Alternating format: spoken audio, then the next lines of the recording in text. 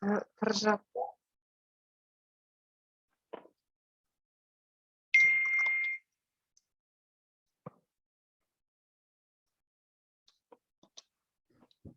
Без у кого-нибудь. Саламатсыңдар ма?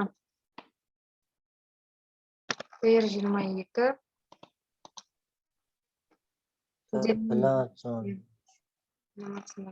Сіздермен бүгін бізде ашық сабақ.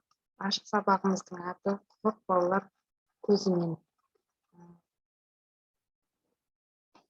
Құқық балалар көзімен осы ашық сабақта біз сіздердің құқықтарыңызды талқылайтын боламыз. Сіздерге сұрақтар қойылады. Менен ақпарат бір-екі шағын ойын ойналады. Бүгінгі біздің сынып сағатымыз ашық сабағымыздың мақсаты мынадай. Оқушының құқықтары мен міндеттері туралы білімдерін толықтыру, оқушыларды адам құқықтарына оқыта отырып түсініктерін қалыптастыру, өз міндеттері мен құқықтарын білуге үйрету, Қазақстанның болашағына үлесін қоса білетін білімді де ізденімпаз ұрпақ етіп тәрбиелеу. Енді біз сіздермен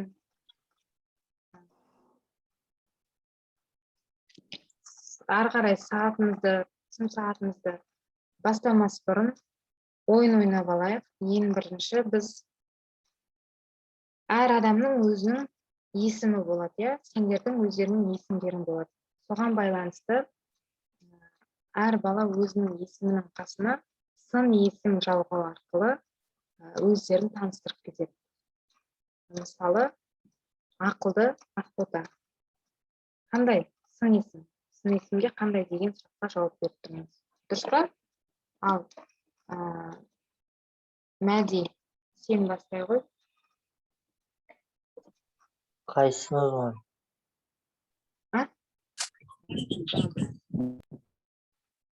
Қамысбаев, бастай бер. Дайын отырыңдар. Өнерпаз Мәди, қандай? Жақсы, өнерпаз Мәди, яғни сенің атың Мәди, иә? Келесі. Сын есім жалғау арқылы сендер өздерінің аттарын таныстырасыңдар. Келесі, Еркебұлан Абдыхамит. Аласа Еркебұлан. Қалай? Дауыстарын дұрыстап анық балалар. Аласа қысқа. Раушан Жанұзақ.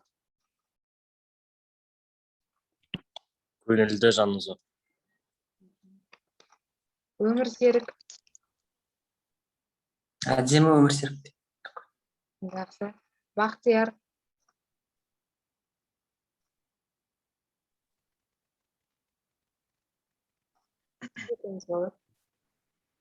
Ұзын Бақтияр.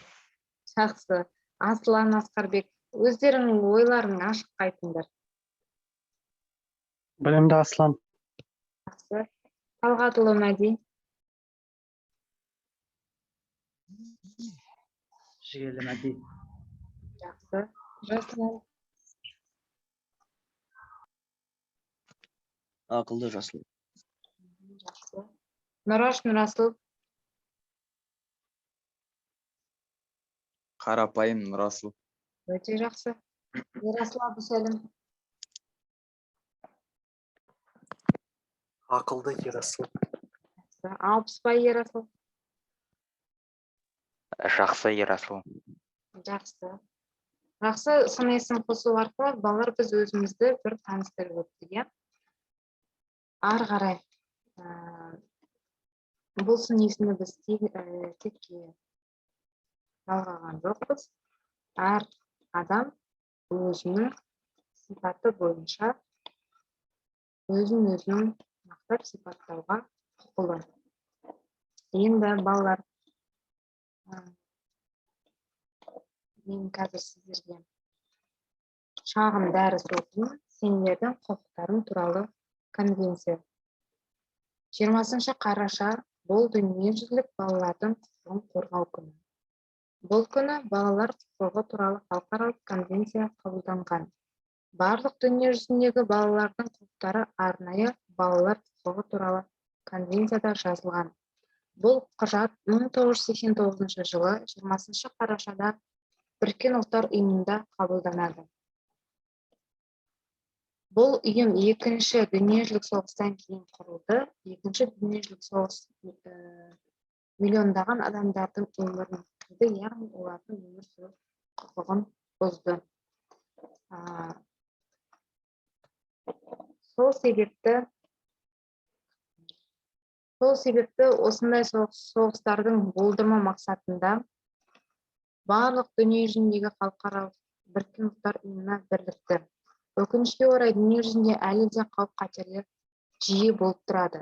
Мысалы, соғыстар, терактілер, қылмыстар, апаттар, аштық, аурулар, тіпті үлкен мықты адамдардың өзі осындай қатерлерге қарсы тұра алмай жатады. Сондықтан ең қорғансыз болып табылатын балалар, олар тіпті күнделікті өмірде үлкендердің қолдауы мен қарауын қажет етеді.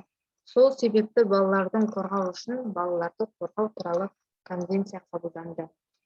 Конвенция дегеніміз арнайы бір мәселе жөніндегі мемлекеттердің өзара келісімі.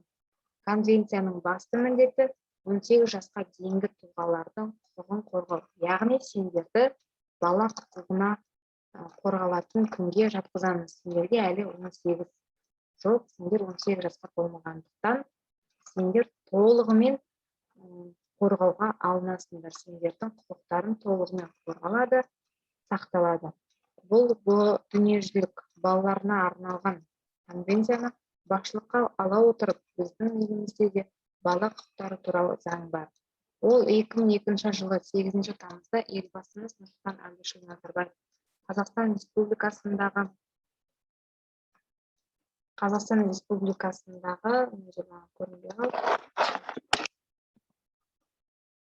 Республикасындағы бала құқықтары туралы заңына қол қойды. Ең бастысы, әр азаматтың негізгі құқығы ол өмір сүру құқығы. Менің жоғарыда айтып өткенімнің барлығы сендерге алдарыңа электронды тақтада көрсетілген, яғни сендердің өздеріңнің құқықтарын қорғалу керек. Әрі қарай конвенцияны таныстырдым. Енді сіздермен біз әрі қарай келеміз. Дауыстап оқиық және есте сақтайық атты сендерге осындай шағын ойын сияқты. Қазір мен бастап оқиыншы. Жақсы, қазір мен аяқтап кетейін сөзімді.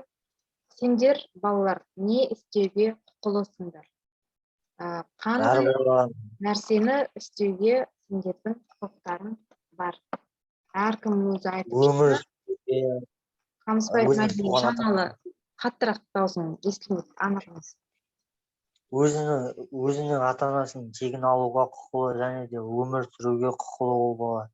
Және де кез келген мемлекеттік мекемеде тегін білім алуға және де оған үкімет жағынан не болады ондай? Көмек көрсетіледі, студенттік кезінде. Және де ода трудоустройство болатын болса, оны үкімет жұмысқа тұрғызады.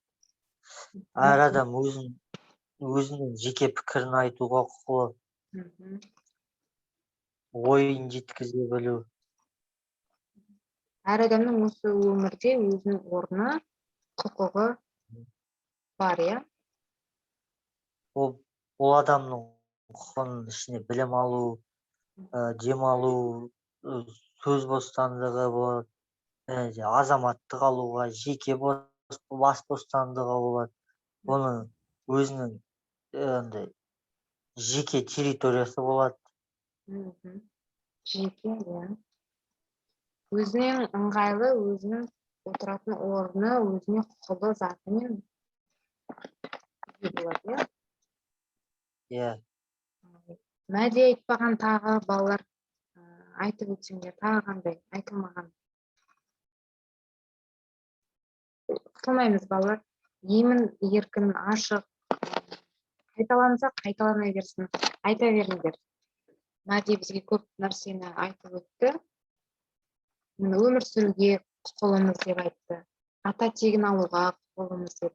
Отбасыны тәрбиеленуге, жеке бас бостандығына, азаматтық алуға, білім алуға, баспана алуға, дүние мүлікке, демалуға деп, денсаулықты сақтауға деп. Сосын оқу орнын таңдауға құқылысыңдар ма? Иә. Құқылы. Құқығымыз. Тағы қандай құқықтарың бар? сосын барлығы ауруханаларда тегін ем Ем алуға. алуға, иә, жақсы. Сосын тағы қандай құқықтарың бар? Еңбек етуге, Иә, еңбек етуге, сосын анау киім Жұмыс істеуге. дегенде жұмыс істеуге таңдауымыздың құқығы бар өзінің. құқығы бар, иә. Кәмелеттік жасқа толғаннан кейін толыққанды үлкен ересек адамдарша жұмысқа орналасып, жұмыс істеуге құқықтарың бар. Сосын тағы қандай құқықтарың бар? Қоғамдық жұмыстарға араласуға болады. Тағы қандай? Кез келген спорт кешендеріне баруымызға болады мысалы. Кішкентай зат болғанмен ол әр адамның өзінің құқығына жатады, иә? Иә, Мысалы, сендердің құқықтарыңа жататын солар. Оқу орнын таңдауға, жоғарғы оқу орнын таңдауға, жоғарғы оқу орнында қай жерде тұратындарыңды, қай қалада оқитындарыңды, мысалы, оқудан кейінгі уақытты қалай жұмсайтындарыңды, қайда баратындарыңды, енді ережеден тыс өздерінің құқықтарың болады. Қоғамдық жұмыстарға араласуға болады. Тағы қандай құқықтарың? Барлығын атаған сияқтымыз, иә? Енді балалар, біздің құқықтарымыздан басқа міндеттеріміз бар екенін естен шығармауымыз керек. Енді ол міндеттерге біз қандай міндетті атқарға міндеттіміз, не істеуге міндеттіміз? Маған Табиғат және табиғатты бағалауға. Жанұзақ, иә, табиғат және табиғатты бағалауға. Ата адамға қамқорлық көрсетуге міндеттіміз. Міндеттіміз бірінші орында. Ата-ананың айтқан сөзін тыңдауға, құрметтеуге біз міндеттіміз, иә? Еркебұлан Абдухамит, тағы қандай міндетіміз бар? Қазақстан Республикасының заңын сақтауға, сосын әр адам намысын құрметтеуге, мемлекеттік рәміздер құрметтеуге. Нұрасыл,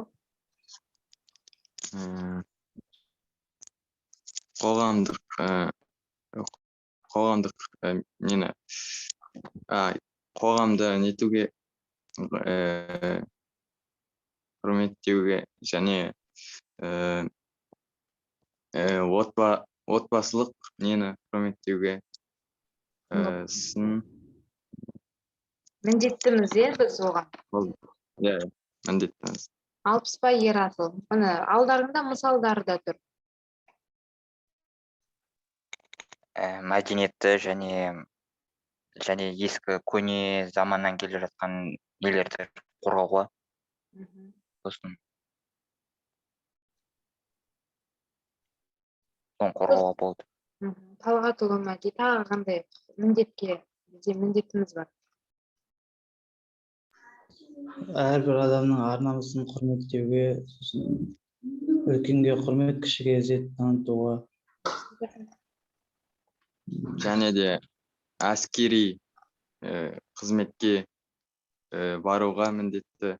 Міндеттіміз, әскери борыш, отан алдындағы борыштарыңды өтеуге міндеттісіңдер. Әр ер азаматтың өз елін, жерін қорғауға міндетті, иә? Енді балалар, құқық дегенді атап өттік, міндет дегенді атап өттік. Енді ойланыңыздар. Сонымен құқық деген не болды? Міндет деген не болды? Құқық деген адамның істей алатын еркіндіктері, міндет деген ол барлық адамға бірдей бар. міндеттелген ортақ міндет, иә? Иә. Иә. Міндет істемейді деп айтуға болмайды. Міндет орындау керек. Иә, иә, дұрыс айтасың. Міндетсінбеу керек, айтылмай ол барлығы орындалу керек. Бұл жерде біздің атап жатқанымыз сендердің естеріңе бір салып, кішкене ой түйсіктеріңді, сана сезімдеріңді қозғаудың. Енді балалар, оқушылардың құқығы, сендер әлі де бізге оқушысыңдар. Ата-аналарыңа баласыңдар, ата-анаға нешеге келсең де бала боласың, ағайын туысқа да, ағаңа да, ініңе де сен әлі ағасы, баласы болып тұрасың. Ал бізге, мұғалімдерге оқушы болып тұрасыңдар. Сендердің оқушылық құқықтарың негізгі бағыттар: жаппай оқумен қамтылу, өз ойын білдіру құқығы, жеке тұлғалық ұстанымның сақталуы, ата-анамен сабақтас болу. Яғни, сенің ата-анамен сабақтастық деген, сенің білім алып жатқан өмсерік, сенің білім алып жатқан, балалар, дұрыстап отырайықшы, сенің білім алып жатқан дәрежеңді, біліміңді, тәртібіңді барлығын ата-ана тікелей білуі тиіс. Енді жеке тұлғалық ұстанымдарыңды атап өттік, соны сақтауларың керек. Әр жүріс-тұрыстарың көпшілік орында, көпшілік жерде қалай ұстау керек, барлығы құқық пен міндетке жатады. Енді бізде ары қарай ойын менің құқықтарым мен міндеттерім деп аталады. Шарты мынандай: мен міндеттер мен құқықтарды оқимын, сендер табуларың керек. Мысалы, бір сөйлемді оқимын, ол міндет пе, құқық па, соны айтуларың керек. Жақсылап ойланыңдар, асықпаңдар. Бәріміз бірдей қатысамыз. Егер жауап құқық болса, қолдарыңды жоғары көтересіңдер. Маған көрінетіндей камерадан көтересіңдер. Ал егер міндет болса, қолдарыңды шапалақтайсыңдар. Звуктарың қосулы болсын, өйткені шапалақтағанда камераларың құлап кетпесін, балалар. Егер түсінікті болса, бастаймыз. Негізі дауыстап шапалақтағандардың дұрыс болар, өйткені мен мына жерде маған толық балалар шықпайды ғой. Жақсы. Құқық болса, қолымызды көтереміз, маған көрінетіндей. Міндет болса, шапалақтаймыз. Ал кеттік. Конкурстар мен жарыстарға қатысу. Құқық дейді, Еркебұлан тағы. Аслан құқық дейді. Қолдарыңды көтеріңдер, құқық дегендер. Міне. Конкурстар мен жарыстарға қатысу, ол құқық. Алпысбай Ерасыл, Талғатұл Мәди, Өмір Серік, молодцы. Мәди Қамысбаев, Еркебұлан, Аслан, Нұраш Нұрасыл, Жанза, Ғафан, бәрі бұл құқыққа өте дұрыс. Құқық. Жолда жүру ережелерін сақтау. Жолда жүру ережелерін сақтау. Звугын қосыңдар. Ол бізде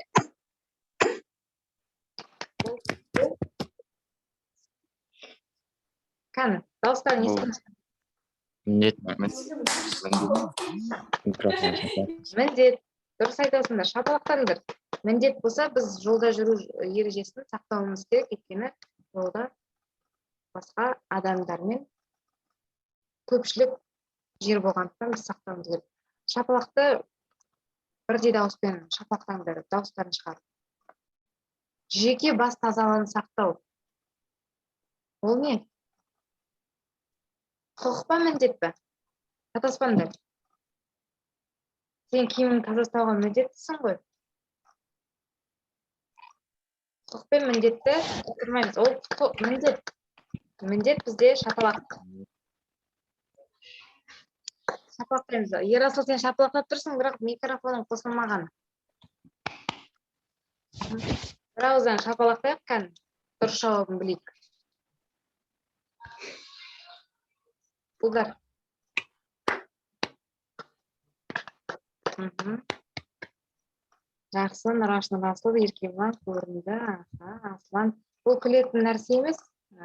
Бұл деген бір-бірімізге маған құрмет көрсетіп, ойынды ойнап отырмыз. Әрі қарай тегін оқу. Бұл біздің құқығымыз. Жаслан. Құқығымыз. Камераға көрсетіңдер балалар.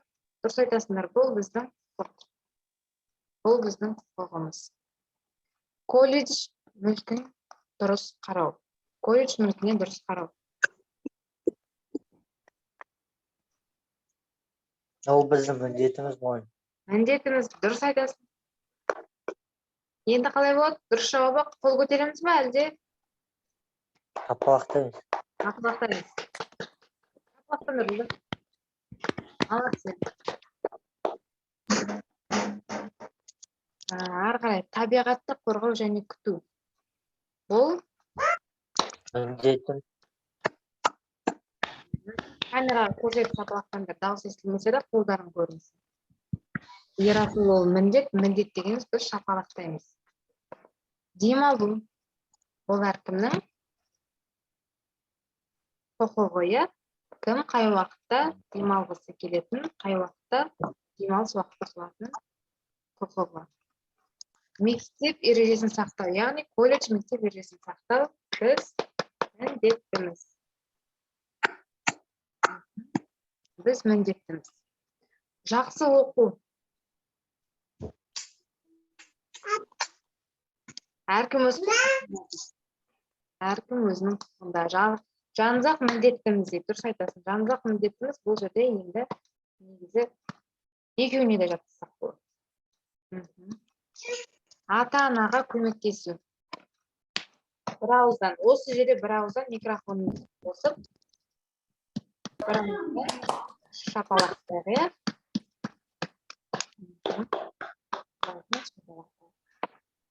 Басқа оқушылардың ар-намысын, абыройын құрметтеу. Біз міндеттіміз. Міндеттіміз. Өйткені ол да сен сияқты. Ол да сен сияқты жеке тұлға, оқушы. Тегін кітапхананы пайдалану. Өз құқығымызда. Тегін бала камерамызды үшінеміз. Тегін кітапханаға баратын болсақ, өз еркімізде,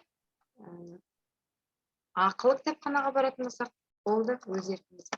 Жақсы балалар, өте жақсы ойын болды. Енді есте қалатындай ойын, есте қалатындай болу керек. Ойын есте қалатындай болды деп ойлаймын. Шапалақпен қол көтерудің арқасында қайсысы құқық, қайсысы міндет екенін білдік. Енді балалар өзіміздің қысқаша сын сағатымыздың, ашық сабағымыздың қорытындылайық. Құқықтық сана бұл адамдардың құқыққа деген қатынасын көрсететін түсініктер мен сезімдердің, көзқарастар мен эмоциялардың, бағалаулардың жиынтығы түріндегі қоғамдық сананың ерекше нысаны. Яғни, ол сендердің өздерінің көзқарастары мен эмоцияларының, сезімдерінің түйсік сана сезімдерімен бір өтетін қоғамдық сананың ерекше нысаны болады. Әр адамның өзінің құқығы болады. Құқықтық сана деп осыны айтамыз. Енді балалар, ашық сабағымызды қорытындылай келе, сіздерге жоғарыда айтылған міндеттер мен құқықтарды сақтап, бір-бірлеріңізге қамқор, өз елдеріңіз бен жерлеріңізге қамқор құқықтарын сақтай біліңіздер. Әркім өз міндетін орындай білсін. Ең бастысы, қастарында жүрген ата-аналарыңды, бауыр туыстарыңды бағалап, міндеттері мен құқықтарын сақтай жүріңдер. Сендер өздеріңнің құқықтарыңды ешқашан ұмытпай, бала құқықтарыңды сақтай біліңдер. орындап ары қарай міндеттеріңді орындай біліңдер. Рахмет балалар, назарларыңызға рахмет. Балалар уақыттарыңды бөліп менімен ашық сабақ жүргізіп ойындар ойнап қатысқандарыңа рахмет.